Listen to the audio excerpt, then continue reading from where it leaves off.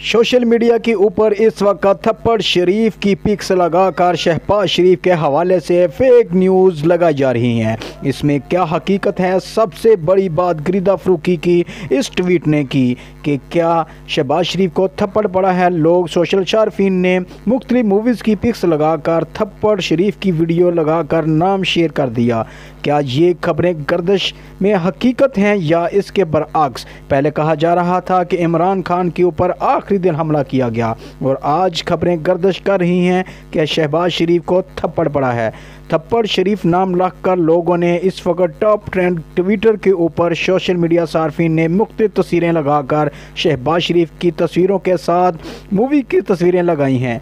क्या ये बातें दुरुस्त हैं या कि ये फेक न्यूज़ सिर्फ़ और सिर्फ सोशल ट्रेंड को प्रमोट करने के लिए की जा रही हैं?